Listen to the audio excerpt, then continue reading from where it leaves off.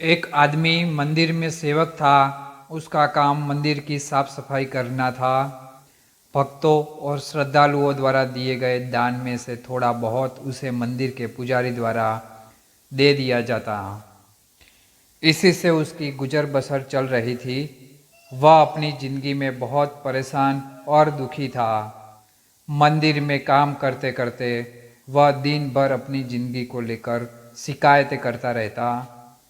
एक दिन शिकायत करते हुए वह भगवान से बोला, भगवान जी, आपकी ज़िंदगी कितनी आसान है। आपको बस एक जगह आराम से खड़े रहना होता है। मेरी ज़िंदगी को देखो, कितनी कठिन ज़िंदगी जी रहा हूँ मैं। दिन भर कड़ी मेहनत करता हूँ, तब कहीं 2 जून की रोटी नसीब हो पाती है। काश मेरी ज़िंदगी भी आपकी तरह होती।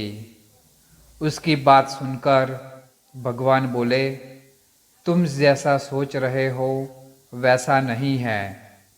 मेरी जगह रहना बिल्कुल आसान नहीं है।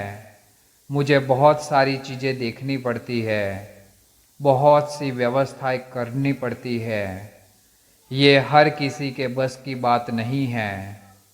भगवान जी, कैसी बात कर रहे हैं आप?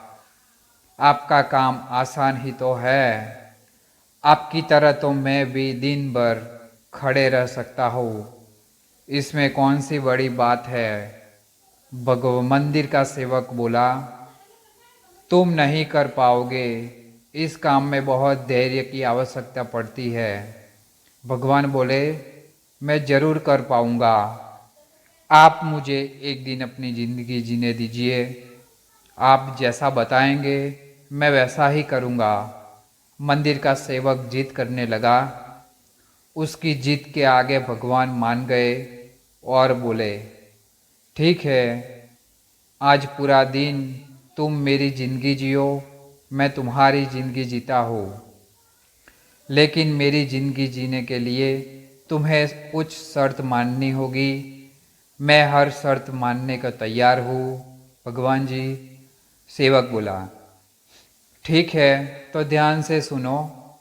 मंदिर में दिन भर बहुत से लोग आएंगे और तुमसे बहुत कुछ कहेंगे। कुछ तुम्हें अच्छा बोलेंगे तो कुछ बुरा।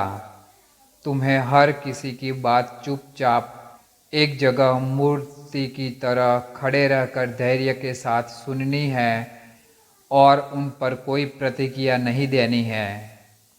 सेवक मान गया। भगवान और उसने अपनी जिंदगी एक दिन के लिए आपस में बदल ली। सेवक भगवान की जगह मूर्ति बनकर खड़ा हो गया। भगवान मंदिर की साफ सफाई का काम निपट कर वहाँ से चले गए। कुछ समय बीतने के बाद मंदिर में एक धनी व्यापारी आया। भगवान से प्रार्थना करते हुए वह बोला, भगवान जी, मैं एक नई फैक्ट्री डाल रहा हूँ। मुझे आशीर्वाद दीजिए कि यह फैक्ट्री अच्छी तरह चले और मैं इससे अच्छा मुनाफा कमाऊँ। प्रार्थना करने के बाद वह प्रणाम करने के लिए नीचे झुका तो उसका बटुआ गिर गया। जब वह वहाँ से जाने लगा तो भगवान की जगह खड़े मंदिर के सेवक का मन हुआ कि उसे बता दे कि उसका बटुआ गिर गया है। लेकिन शर्त अनुसार उसे चुप रहना था, इसलिए वह कुछ नहीं बोला और खामोश खड़ा रहा। पुलिस नाविक को पकड़कर ले जाने लगी। भगवान बने आदमी को अपने सामने होता हुआ ये अन्याय सहन नहीं हुआ। शर्त अनुसार उसे चुप रहना था, लेकिन उसे लगा कि बहुत गलत हो चुका है। यदि अब मैं चुप रहा तो एक बेकसूर आदमी को व्यर्थ में ही सजा भुगतनी पड़ेगी। उसने अपनी चुप्पी तोड़ते हुए कहा, आप गलत व्यक्ति को पकड़ कर ले जा रहे हो। ये बटुआ इस नाविक ने नहीं बल्कि इसके पहले आए गरीब व्यक्ति ने चुराया है। मैं भगवान हूँ और मैंने सब देखा है। पुलिस भगवान की बात कैसे नहीं मानती। उनकी बात मानकर उन्होंने नाविक को छोड़ दिया और उस गरीब आदमी को पकड़ लिया जिसने बटुआ लिया था। शाम को जब भगवान वापस आए तो मंदिर के सेवक ने पूरे दिन का वृतांत सुनाते हुए उन्हें गर्व के साथ बताया कि आज मैंने एक व्यक्ति के साथ अन्याय होने से रोका है। देखिए, आपकी ज़िंदगी जीकर आज मैंने कितना अच्छा काम किया है।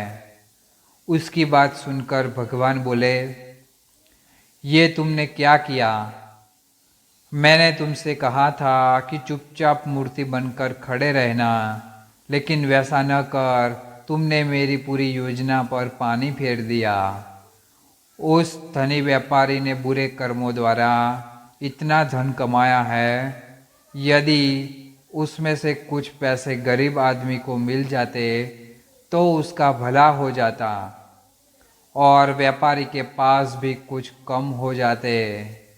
जिस नाविक को तुमने समुद्री यात्रा पर भेज दिया है, अब वह जीवित वापस नहीं आ पाएगा।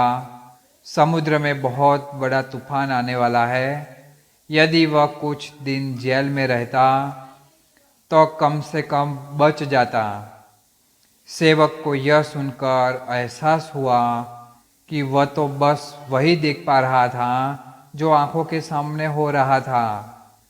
उन सब के पीछे की वास्तविकता को वह देख ही नहीं पा रहा था।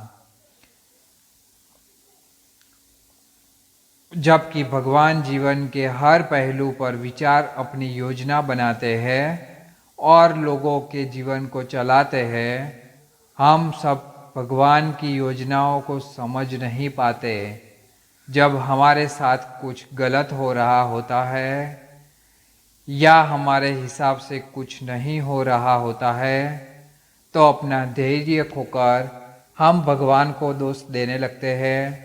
हम ये समझ नहीं पाते कि इन सब के पीछे भगवान की कोई ना कोई योजना छुपी हुई होती है। ऐसे समय में हम भगवान पर विश्वास रखकर धैर्य धारण करने की आवश्यकता है। इसलिए चिंता ना करें।